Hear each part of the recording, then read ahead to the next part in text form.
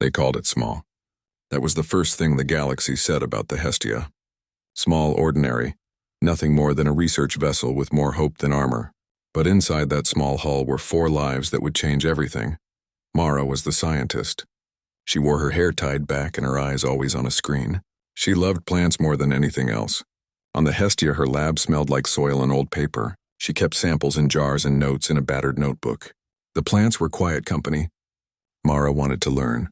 She wanted to know how life grew in the cold places between stars. Jax was the pilot. He had hands that moved like memory. He could fly a ship through a meteor storm and still find a place for his coffee cup.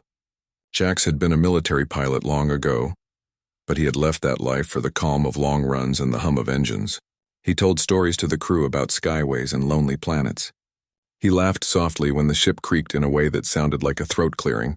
Rook was the mechanic. He smelled of oil and warm metal. His fingers were thick and clever. If something broke, Rook could fix it with a strip of wire and a joke. He kept an old recording of his grandmother singing. He played it sometimes when the alarms were quiet and the stars looked like sugar spilled on a black cloth. The song reminded him of home. It reminded him why small things mattered. Lila was a child. She had not yet learned the careful words adults used. She had a wild tuft of hair and a bright, serious look. Lila liked to ask questions that did not belong to anyone. She learned to read instruments like they were picture books. When fear came, she would hum a tune and press her small hand to a window to see if the stars were still there. The Hestia was not built for war. Its hull had scratches and patched metal. Its engines were efficient, not fast. On paper, it was a research ship with a greenhouse and a small lab. On paper, it was harmless. On paper, the galaxy could ignore it. But paper does not hold a human heartbeat, and that is where the problem began. They found a station on the map that had no reason to be there. It lay at the edge of the charted lanes, a dark dot against the black. No one had sent a warning about it. The Hestia drifted closer with cautious engines and quiet radios. Mara wanted to dock. She wanted to take a sample, a scrap, a seed of whatever made that station last. Curiosity shone in her eyes like a lamp. Jax kept the ship steady. He read the sensors and made a path through the broken traffic. Rook checked the thrusters and hummed while he worked. Lila sat on a crate and traced patterns in the condensation on the viewport. The crew looked like any crew that ever sailed the dark. They moved together because they had to. They moved together because they were human. At first, the station seemed empty. Its lights were dead. Rust ate the railings. A cold stillness wrapped it like cloth. Mara floated through an airlock and let her gloved hand brush the outer skin. She found traces of life, not alive now, but remembered. Salt stains, a faded poster, a dent in a stair.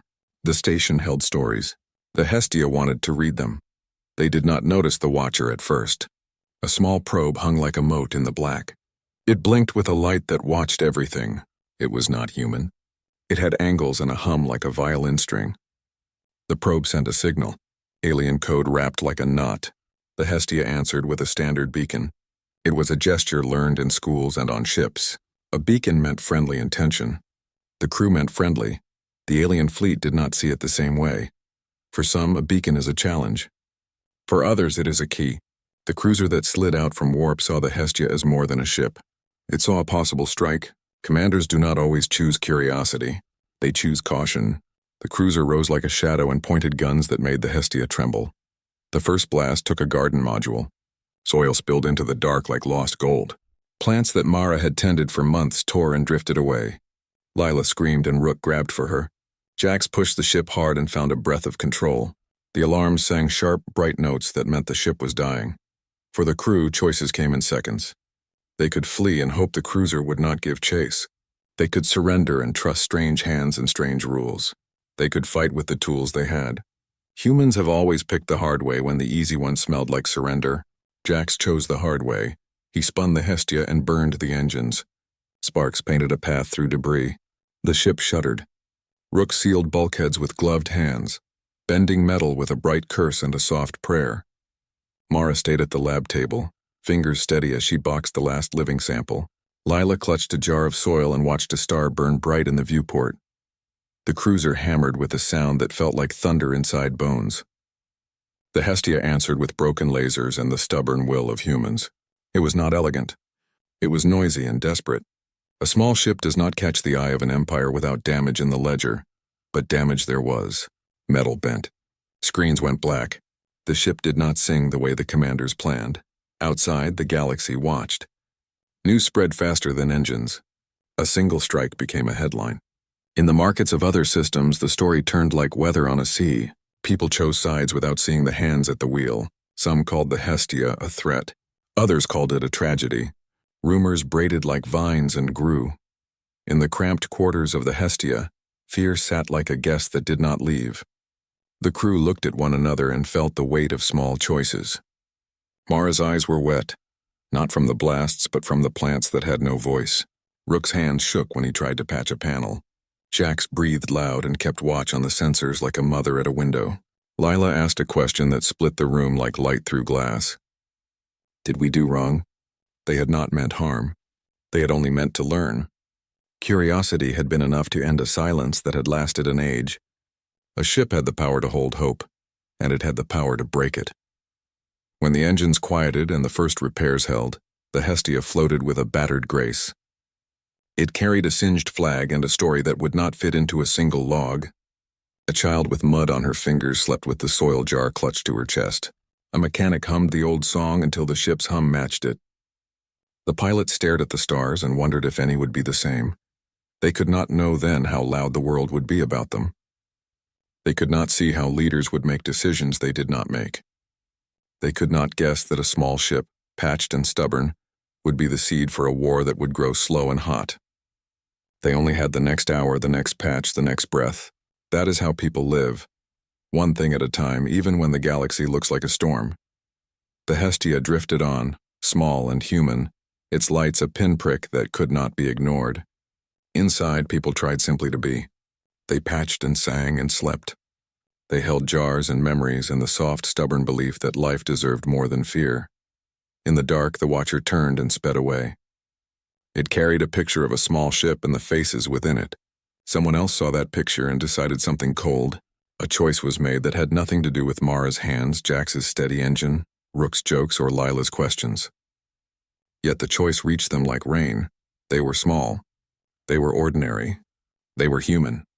The Hestia did not know then that those words would carry like fire, but it knew how to keep living, how to carry a jar of soil like a promise. That promise was fragile. It was beautiful. It could start a war or end one. For now it held the crew together and gave them one more hour to breathe. The Hestia drifted closer to the dark shape. The station hung there, silent and still, like a stone at the bottom of a black ocean. No lights shone. No signal blinked. No doors opened. It was not dead, but it looked asleep. Jax guided the ship with care. His hands rested on the worn controls, steady as stone. The thrusters hissed, a slow breath pushing them forward. He did not like the silence. Space was always quiet, but this was different. This was the kind of silence that pressed on the skin, heavy and waiting. Mara stood at the viewport, her breath fogging the glass. She held her notebook close, eyes bright with hunger for knowledge. "It's ancient," she whispered.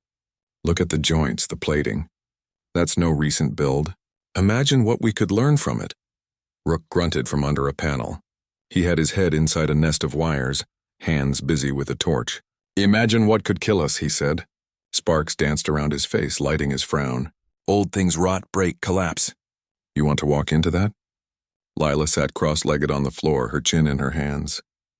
She stared at the station with the curious stillness only a child could hold. "It looks lonely," she said. The word settled on them like dust. Lonely. That was the right word. The crew floated closer, and the details sharpened. The station had scars, deep grooves torn into its skin. Whole sections had peeled away like old bark. But among the ruin, patterns still held. Symbols etched into metal, long faded but not forgotten. "Markings," Mara breathed. She pressed a gloved finger against the glass.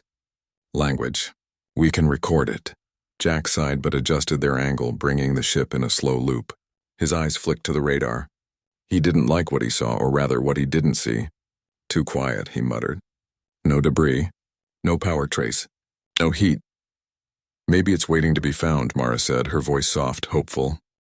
Rook pulled himself free from the wires and wiped his hands on a rag. "Or maybe it's waiting to finish what killed it in the first place." The Hestia latched onto the docking ring with a dull clang.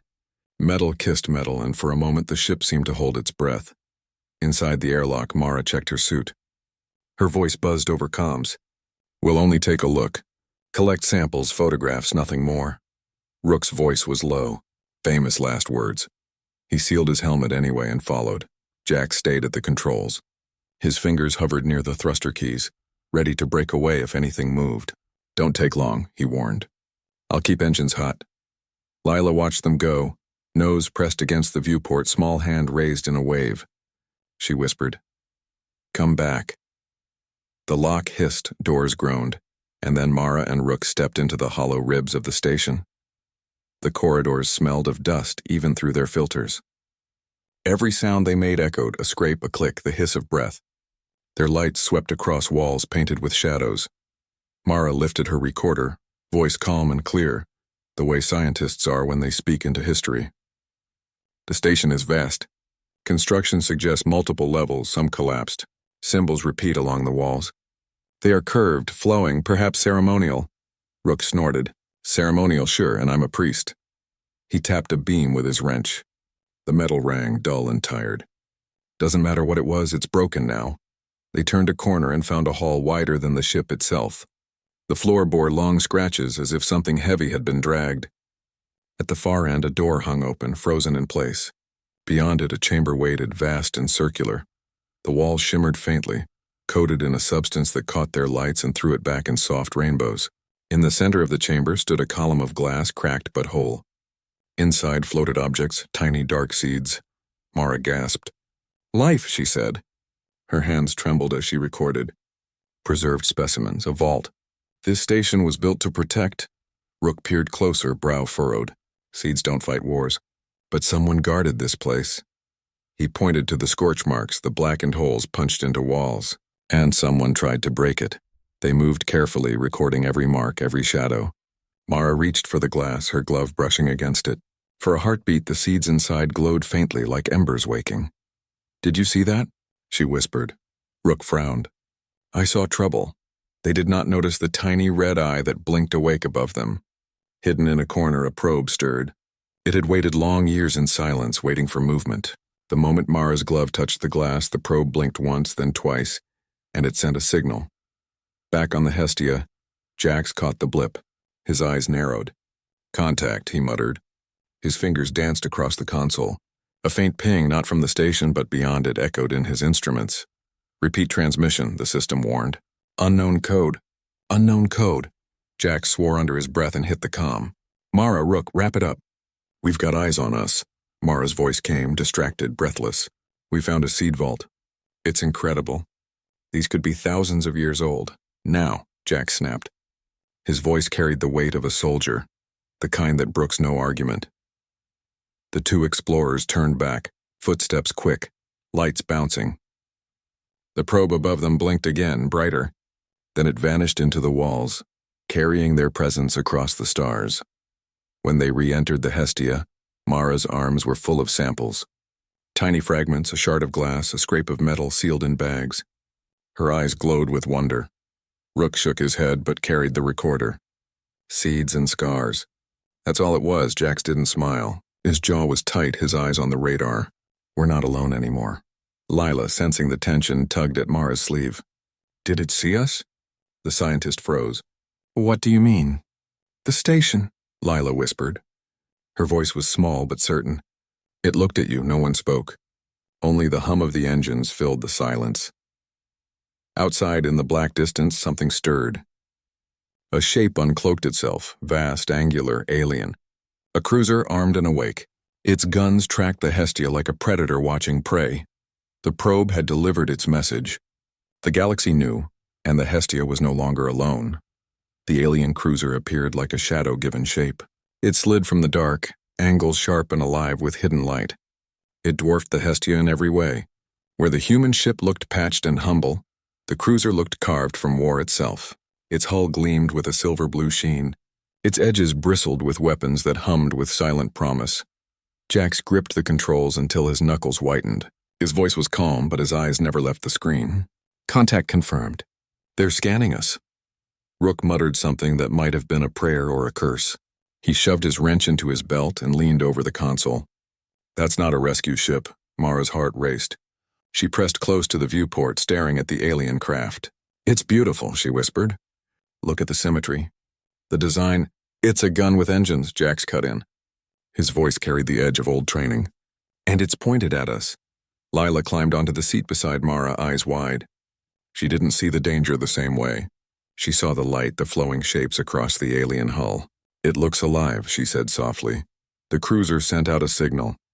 It wasn't words. It was a burst of sound and code, layered and complex. The ship's translator worked furiously, lights blinking, but the message came out garbled. Unknown syntax. Unknown intent, the computer repeated. Mara bit her lip. It's language. They're trying to talk, Jax frowned.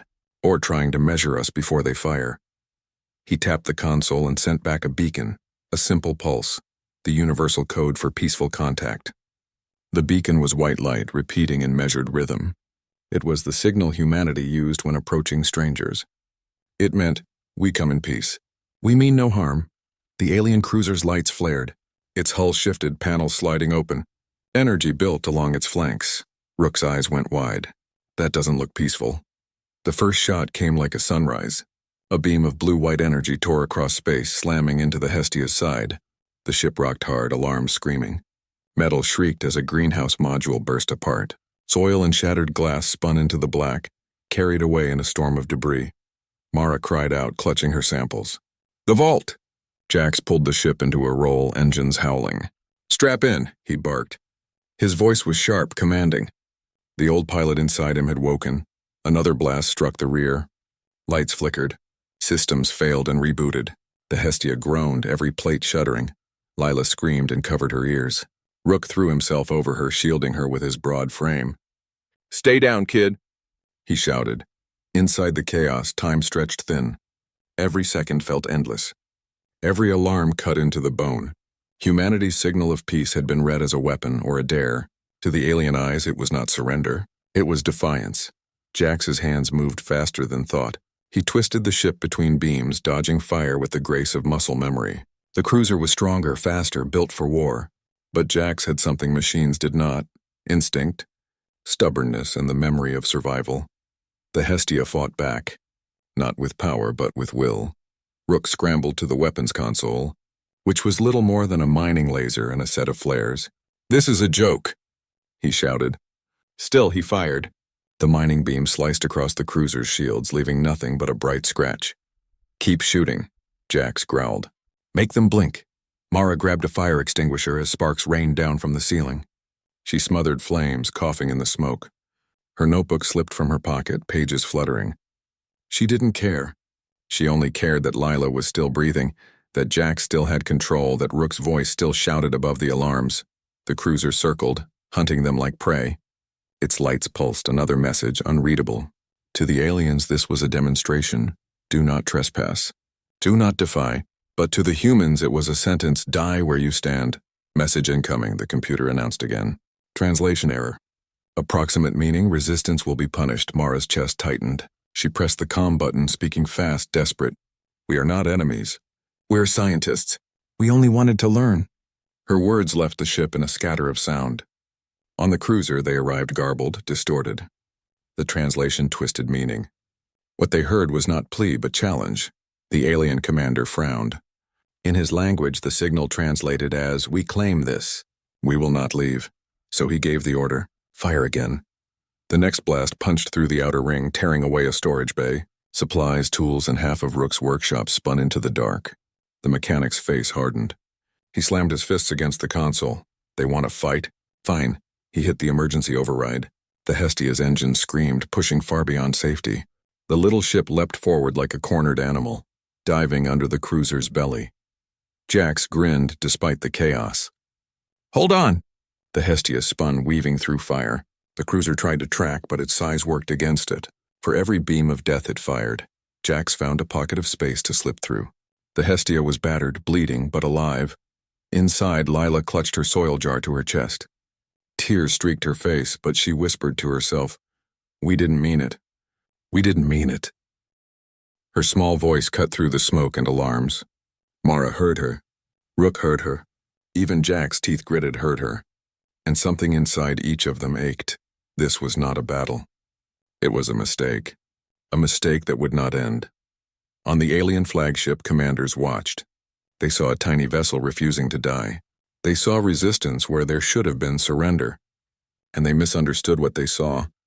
This species does not yield, one commander said. Even their smallest ship resists annihilation. They will be dangerous, and in that moment humanity's fate was written in their ledgers.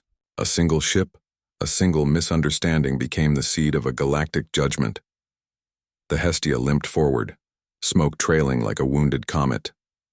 Its crew held together by grit and fear. They did not know that the galaxy now whispered their name. They did not know that whole empires had already chosen sides.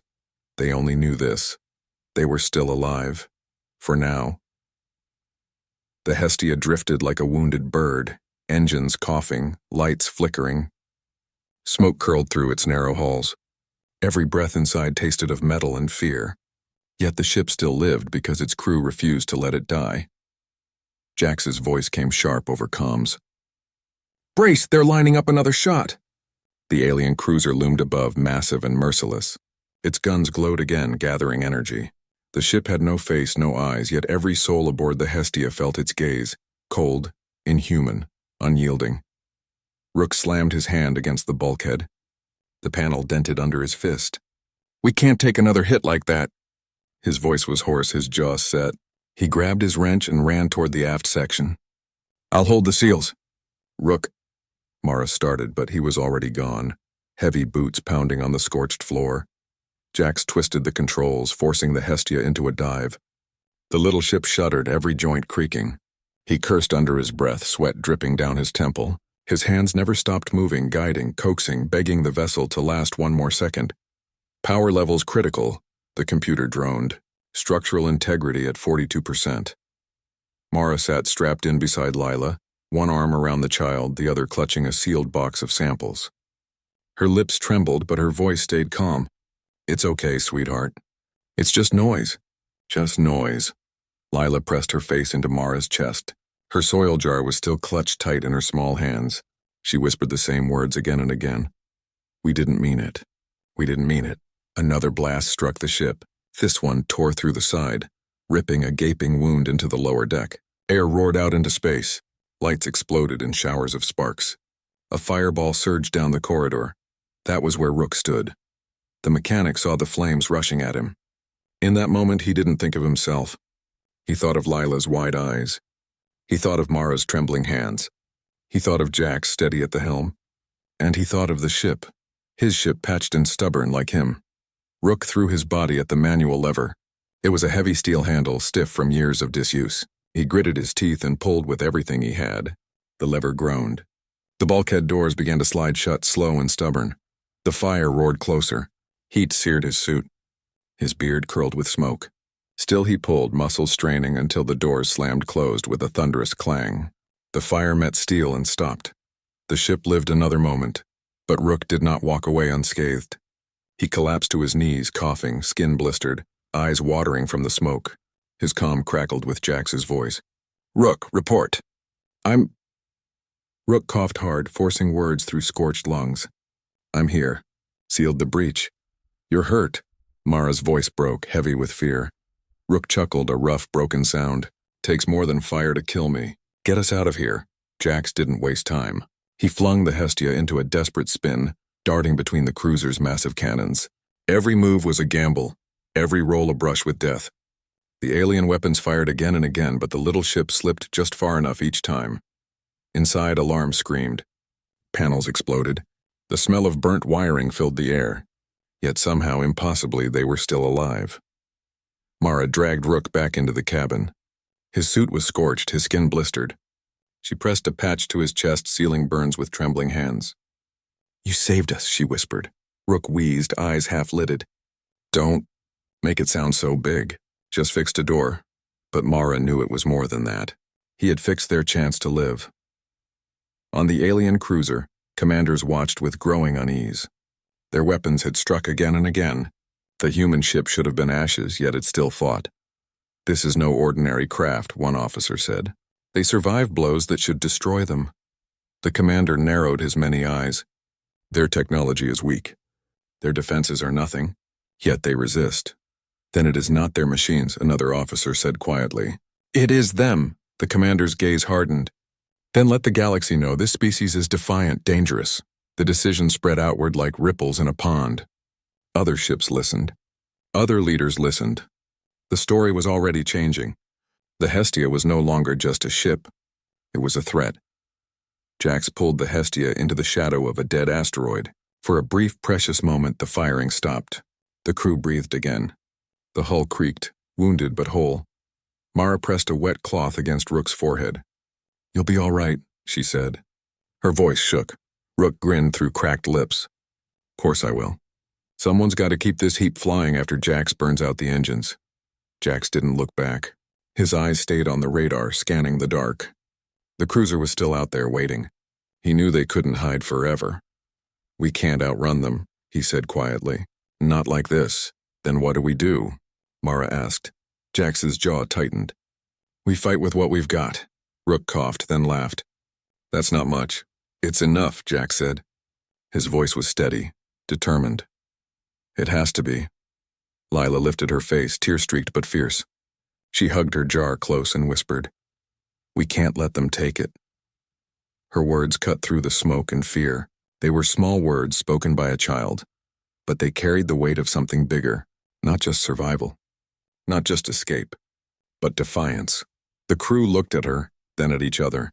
They were battered, outgunned, nearly broken, but they were not finished. The Hestia still had fight left, and so did humanity.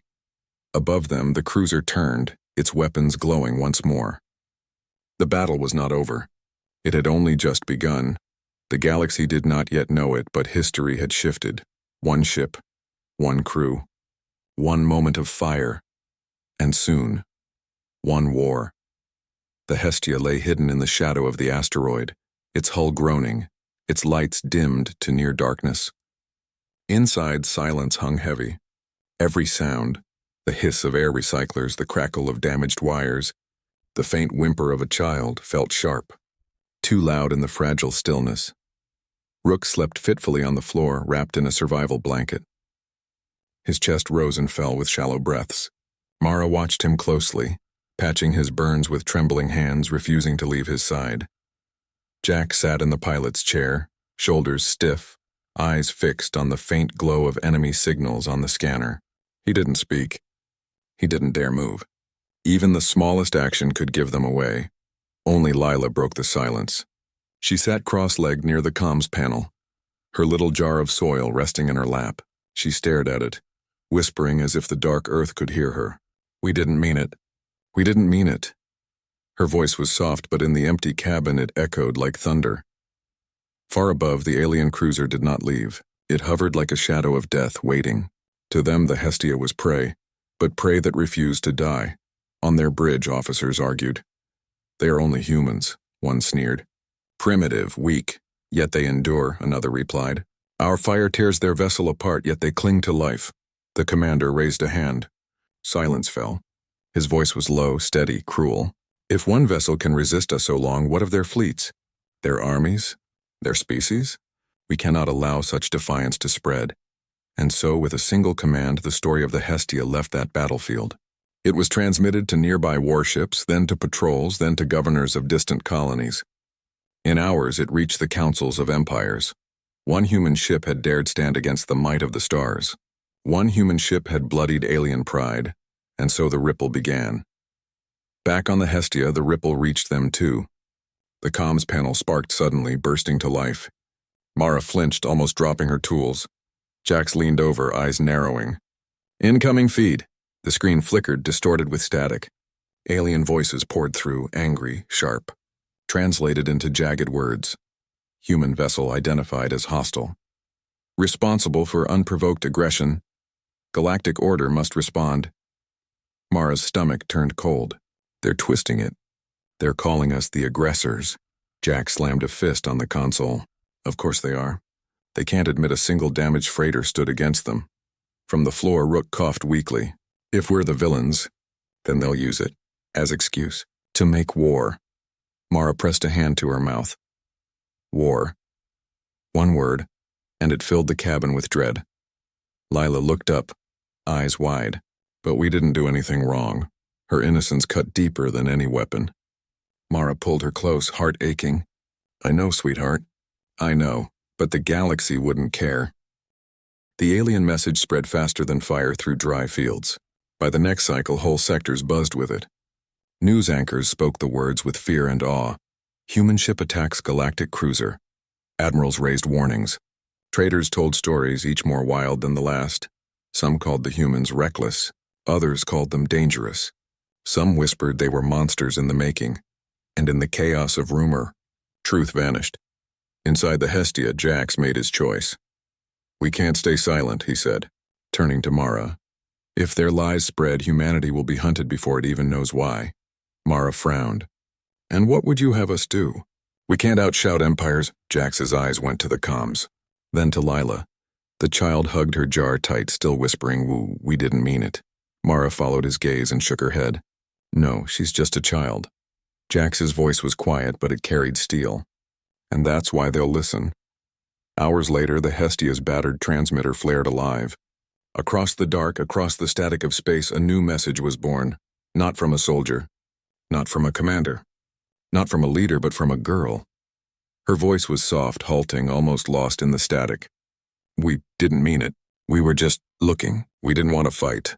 We didn't want to hurt anyone. Silence followed. The silence of stars holding their breath.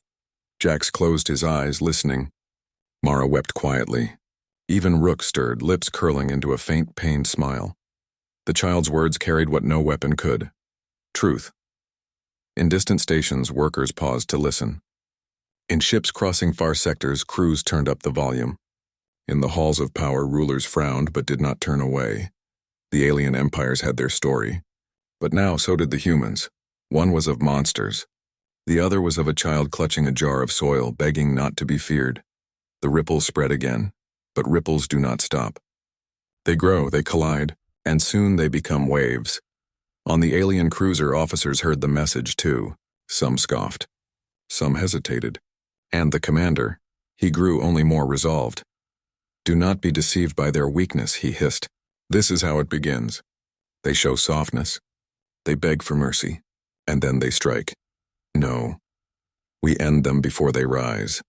His words spread like poison. War was not avoided. War was fed. Back on the Hestia, the crew sat in silence once more. Their message had gone out. It was no longer theirs to control. Jax leaned back, exhausted. It's begun, he said. Mara stroked Lila's hair. Maybe someone out there will believe her. Rook coughed, eyes heavy, but his grin remained. Then it'll be their mistake to underestimate us. Lila didn't speak. She just held her jar tighter, staring at the soil inside as if the whole galaxy lived within those grains. The war had not yet come, but its shadow already stretched across the stars, and the world would remember the voice of a child who whispered, "We didn't mean it." The ripple became a storm. Across human colonies, across outposts, across forgotten mining stations, the name Hestia spread. Some whispered it in fear, others in pride. But all spoke of it: one ship, one fight, one message, and soon, one spark. On Mars Station 4, a trader slammed a mug down on the bar. Liquid splashed across the table. You hear it? He barked. Aliens saying we started it? That a single freighter fired on their cruiser? Around him, rough men and women, miners, engineers, pilots muttered. That's a lie, someone spat. Humans don't pick fights with cruisers. Maybe we should start. The room buzzed with tension. The Hestia's fight had touched something raw. For the first time, colonists who had always lived on the edge, ignored by Earth, ignored by the core worlds, saw themselves in that broken ship, defiant, alone, unbowed. On Earth, leaders argued behind closed doors. This is dangerous, one official hissed, slamming a report on the table. If the alien empires unite against us, humanity will be crushed. They already see us as a threat, another replied. What choice do we have? Bend the knee? Let them dictate our future? The debate went on, but no one had an answer. Outside those halls, people gathered in streets. They held signs, candles, even homemade banners. Some showed the words of a little girl. We didn't mean it. Others showed 3 bold letters. HFY, Humans for Humanity. The galaxy was shifting, and humanity with it. On the alien side, councils met in towering chambers lit with cold fire. One species argued caution. They are new. Fragile, we could guide them. Another hissed with fury. They are liars. Even their children deceive. We crush them now before they spread. A third sat silent, watching, calculating, and as they debated, fleets moved, cruisers left docks, carriers took flight. Orders spread like wildfire. Watch the humans. Contain them. Break them. Back aboard the Hestia, the crew floated in uneasy quiet. Repairs had slowed. Supplies had run thin. Rook's burns kept him weak, though his spirit still burned. Mara cared for him with steady hands, her face lined with exhaustion. Jax kept watch, eyes locked on the scanner, and Lila. She watched them all. The child was silent now, her earlier whispers gone. She had spoken to the stars once, and the stars had listened. That truth weighed heavy even on her small shoulders. Are we the reason? She asked one night, her voice trembling. Did we start the war? Mara hugged her tight. No, sweetheart. You didn't start anything. They just needed someone to blame. But the question lingered in the dark. The first spark came on a cold rock at the edge of human space. A mining colony, small and poor. Its people living under metal domes. For decades, no one had noticed it. Not Earth, not the aliens, until now. The alien cruiser that hunted the Hestia turned its guns on the colony. Not to destroy, to test, to see how humans would answer. The first blast shattered a dome. Hundreds died in seconds. The second blast burned the fields where children played. Panic spread. Families ran into shelters. Distress signals shot into the void, and the void answered. 3 human ships, patrol vessels, light and old, arrived by chance. They saw the flames, the broken domes, the terrified faces. They could have turned away. Could have run, instead they charged. Their weapons were small. Their armor thin. Against a cruiser, they were dust. But they fought.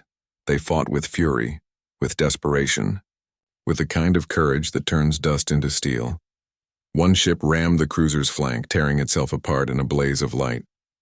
Another drew fire away from the colony until it was ripped open, spilling air and bodies into the void. The last ship fired its cannons until nothing was left but silence. The cruiser staggered. Damaged but not destroyed. Yet it turned and fled, because 3 tiny ships had made it bleed. News spread fast. Faster than truth. 3 patrols stop alien massacre. Humans fight back at colony attack. 1 world saved. At a cost in the colonies, people cheered.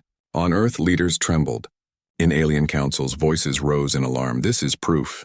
Some cried. Humans are warriors. They fight even when they cannot win. They are dangerous. But others whispered a different truth. They are not like us. They do not submit. They resist always. On the Hestia, Jax heard the reports. His hands clenched tight on the console. They won. Mara said softly, her eyes wet with both pride and sorrow. They died, Jax replied, his voice like iron. But they showed the galaxy what it means to be human. Rook coughed from his bed, but his grin cut through the pain. Guess we're contagious, huh? Lila pressed her jar of soil to her chest. She didn't smile. She didn't cry. She only whispered, almost too soft to hear. They won't forget. The spark had been lit. The fire had begun, and the galaxy, vast, ancient, proud, looked at humanity and saw something it had not expected. Not weakness, not fragility, but defiance. The galaxy had changed. What began as whispers was now thunder. Fleets moved. Colonies armed themselves. Propaganda spread like fire, and at the center of it all was a broken little freighter, Hestia. On Earth, broadcast towers lit up with alien messages. Screens in cities flickered with harsh words. Humans are dangerous. They must be contained. They attacked without cause. They are reckless. They cannot be trusted. The images showed the Hestia, scarred, smoking, limping across space. To the aliens, it was proof of human aggression, but the people of Earth saw something else. They saw survival. They saw courage. They saw defiance.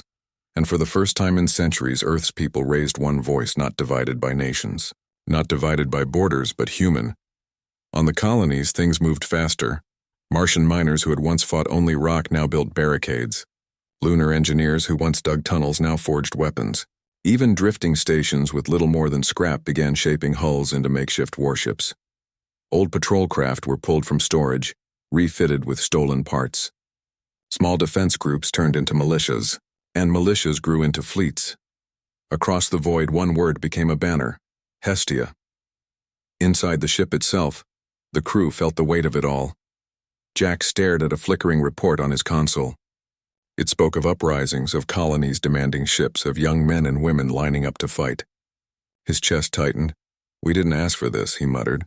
Rook, still pale but recovering, gave a raspy chuckle. "Doesn't matter. They chose it anyway." Mara sat beside Lila, brushing the child's hair. Her face was tired, lined with worry. A child's voice shouldn't start a war, but Lila whispered back, clutching her jar. "Maybe it started something else too." Jax turned. "What do you mean?" Lila's eyes shone, small but steady. "Hope." The word hung in the cabin like a star. But the aliens did not see hope. They saw danger. On a world of glass towers and endless oceans, the council of one empire gathered. Their voices were sharp, layered, many speaking at once. They resist every order. They fight when cornered. They turn loss into fire. An elder raised her clawed hand. Silence fell. Her eyes glimmered cold. "They are not like us," she said. "We built our empire on obedience. They build theirs on defiance. If they rise, they will burn us all." And so the vote was taken: war, not whispers. Not threats, war. The first fleets gathered in orbit of alien worlds. Ships blotted out suns. Carriers swarmed with fighters. Cruisers lined up like teeth in a predator's mouth. Their orders were simple: strike the humans. Break them. Scatter them. But far from those mighty fleets, human space grew restless. Signals pulsed through hidden channels. Messages whispered in mining camps and city streets. A call spread: stand, resist, fight. In the quiet of space, small ships began to move. 12 here, 100 there. Not organized, not trained, but willing. They called themselves defenders, rebels, guardians. But to the aliens, they would soon be an army. Back on Hestia, Jax received a message. Not from Earth's leaders, not from the colonies, but from ordinary people. A woman's voice filled the cabin. "To the crew of the Hestia, we heard your story. We heard the child's voice. You are not alone." Then another: "You lit the fire. Now we carry it." And another: "Fight if you can. Live if you must. But know this, you gave us reason." The cabin filled with voices, dozens, hundreds, all human. All carrying the same truth. They were not alone. Rook's eyes watered. He hid it with a cough. "Guess we've got ourselves a fan club." Mara smiled faintly, though her hands trembled. "More than that. We've got a movement." Lila hugged her jar of soil close. For the first time since the battle began, she smiled too. In alien courts, the news spread that humans were uniting. Some laughed. Some dismissed it. But a few grew silent. For they had seen this before. Not in humans, but in their own history. They remembered what it meant when the weak stood together. When the ignored rose up, and they knew this storm would not fade. The gathering storm could be felt in every corner of the galaxy. Ships built faster. Soldiers trained harder. Spies whispered louder. Every broadcast, every story, every rumor now fed one question: what are the humans? To some they were pests. To others they were monsters.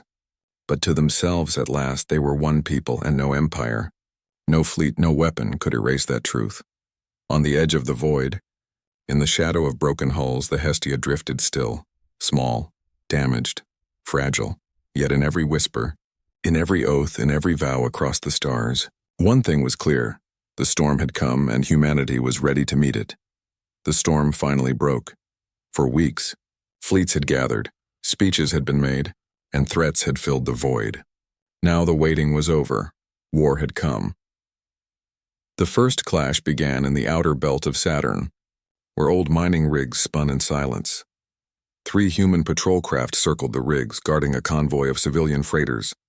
Families huddled inside those ships, children staring out windows at the rings, unaware of what was coming.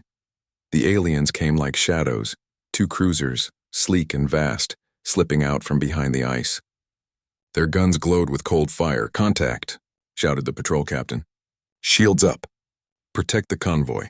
The patrol craft moved fast, but against cruisers they were insects before a storm. The first alien volley ripped one ship apart, metal scattered through the rings like sparks.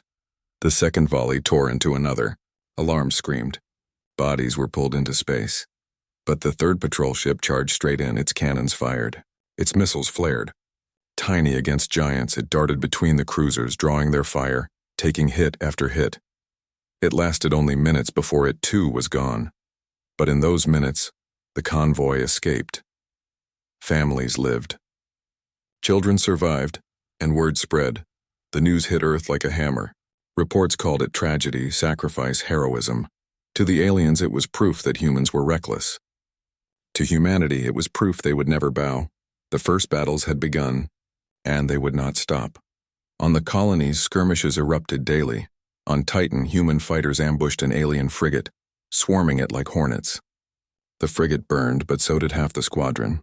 On Ceres, miners turned their drills into weapons, piercing the hull of a scout ship before being vaporized in return. On Europa, civilians threw stones at alien soldiers when they landed, stones against rifles. Yet the image traveled far. Humans standing with nothing but their hands, refusing to kneel. Every loss became a story. Every story became fuel. And in the fire, humanity's spirit grew stronger. Meanwhile, the Hestia drifted through the chaos, still battered, still broken, but alive.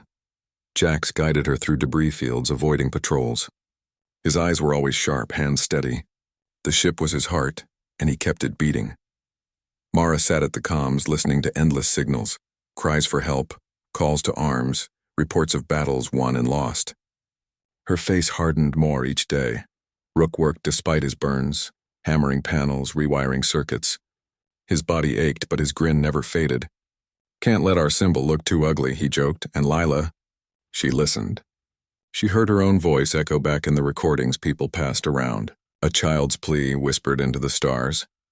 She didn't fully understand what it meant, but she knew it mattered.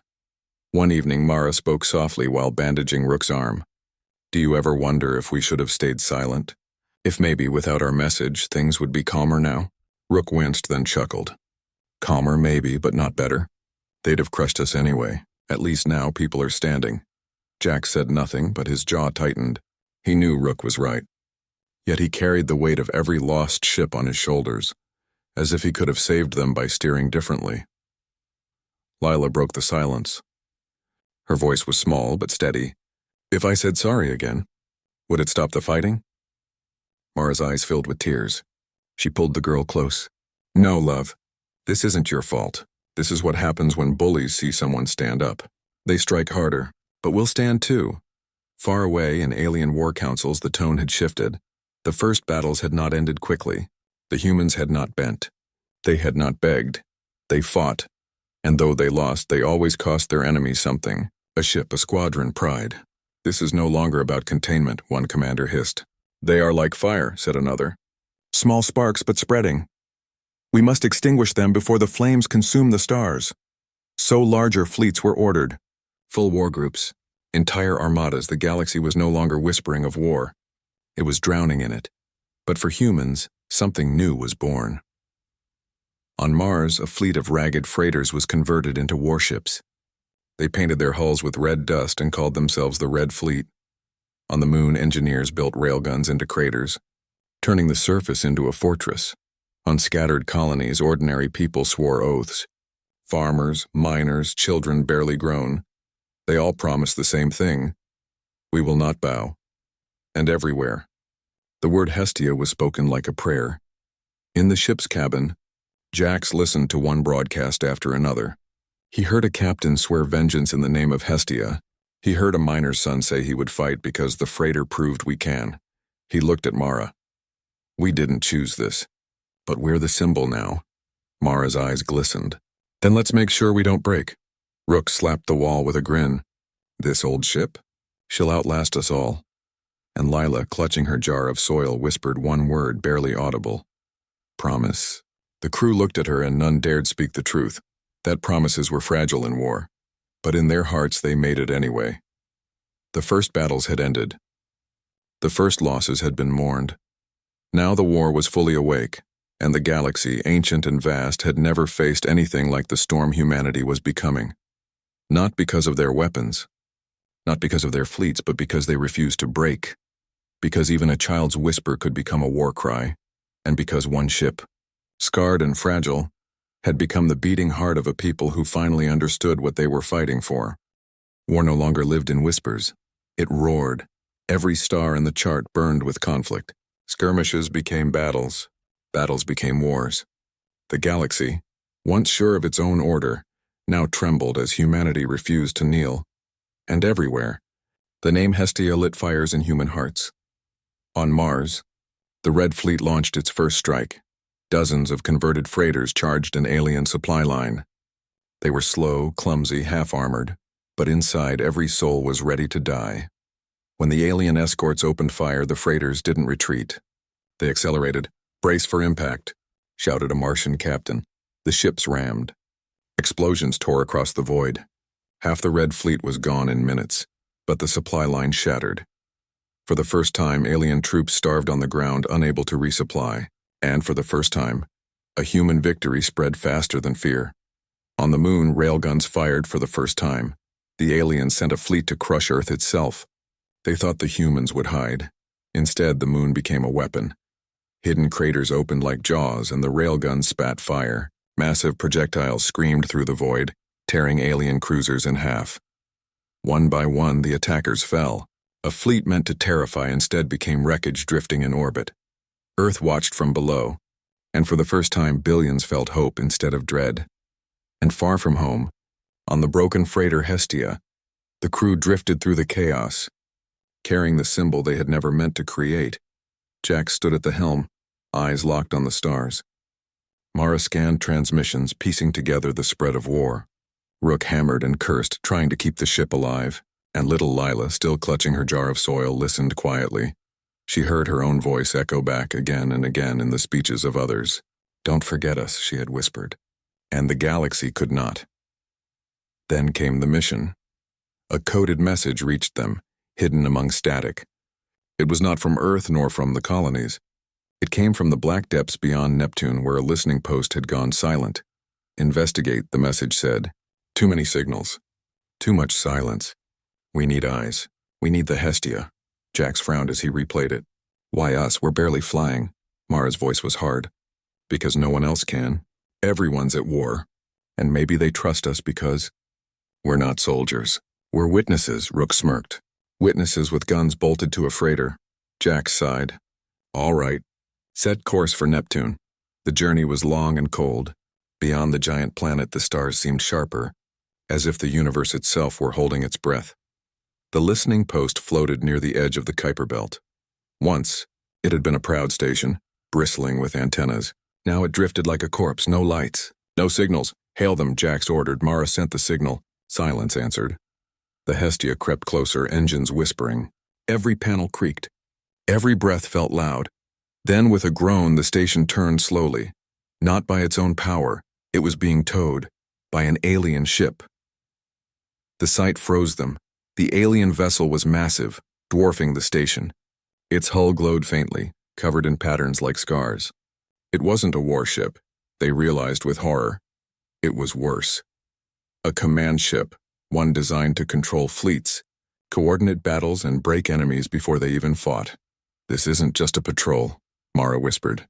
"This is the brain of their war." Jax's heart pounded. "And it's in our system." Rook slammed his fist against the console. "Then let's gut it before it calls the rest. But how?" The Hestia was small, weak, barely holding together. Against a command ship, they might as well throw stones. Yet stones had started this war. And sometimes, a stone in the right place could break a giant. The plan formed quickly. The alien ship was using the listening post as a shield, hiding behind it while sending signals. If they could overload the station's core and turn it into a bomb, the blast might cripple the command vessel. But someone had to go inside. "I'll do it," Rook said instantly. His grin was fierce. "Been too long since I stretched my legs." Mara shook her head. "You're half burned already." "I'll go." "No," Jax cut in. "This is my call. My ship, my mistake. I'll set the charges." Silence. Then Lila spoke, small but clear. "I'll go." They all turned. Her hands shook around the jar of soil. "You can't. If you die, who will remember?"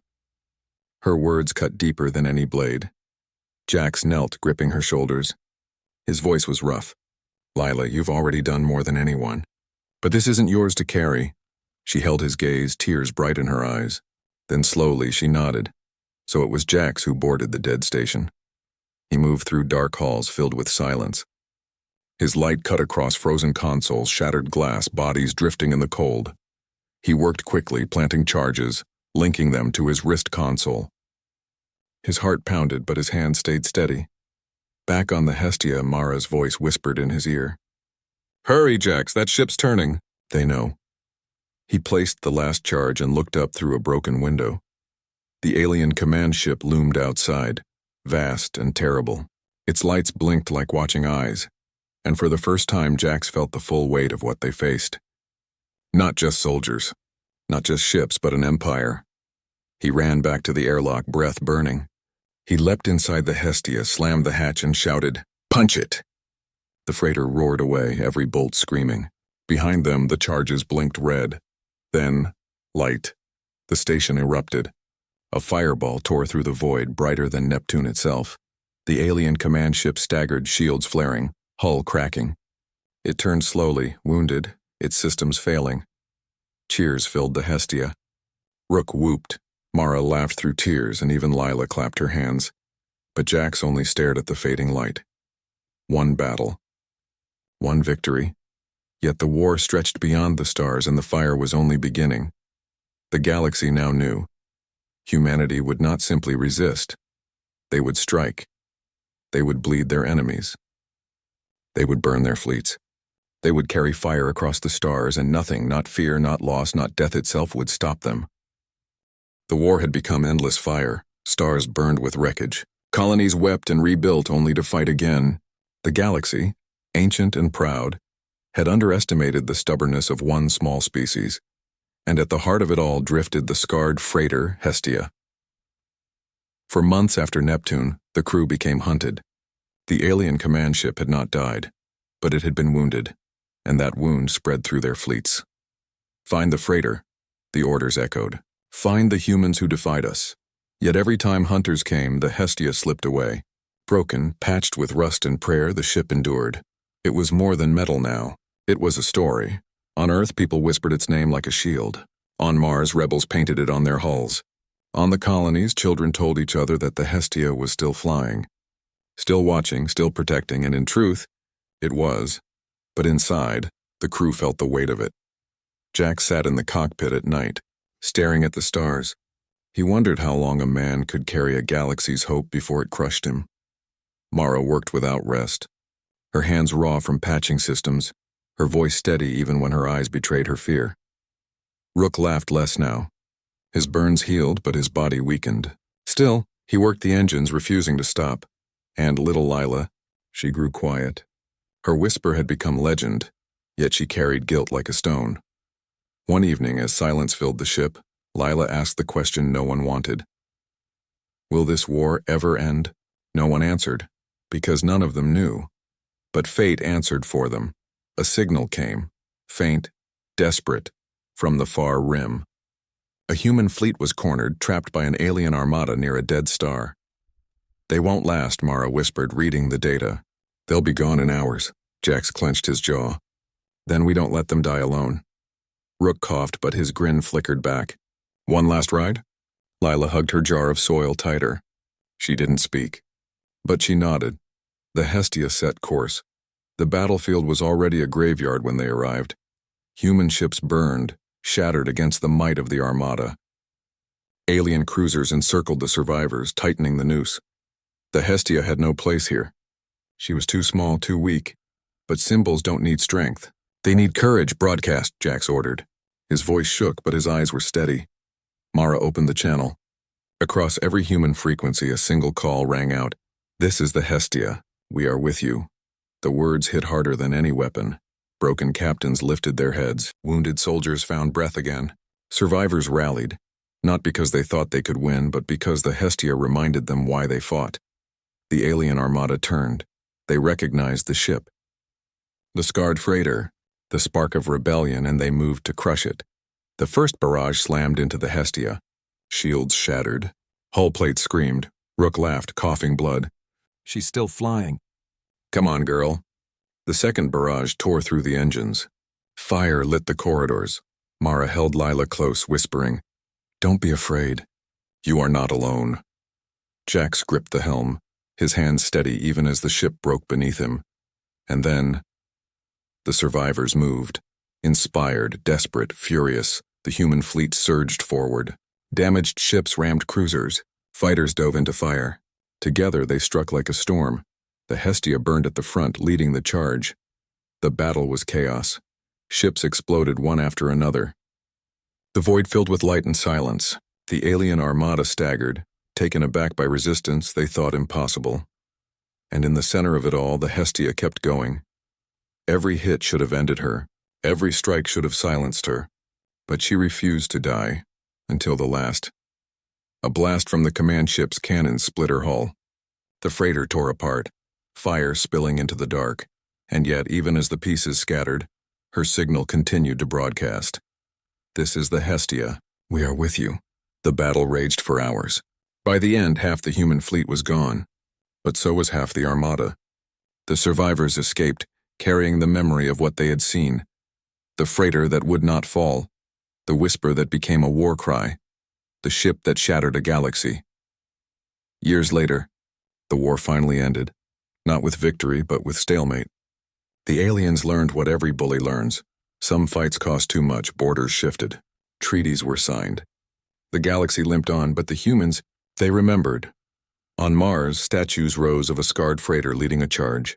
On Earth, children still whispered, "Don't forget us," when they looked at the stars. On colonies far beyond, rebels painted a single name across their ships, Hestia. And somewhere, in the silence of the void, fragments of a broken freighter still drifted, charred, silent, cold. Yet to those who believed, it was not wreckage, it was a promise that humanity would never bow, that even one ship could ignite a fire, that even one whisper could shake the stars. The war began with a freighter. It ended with a legend, and legends once born never truly die.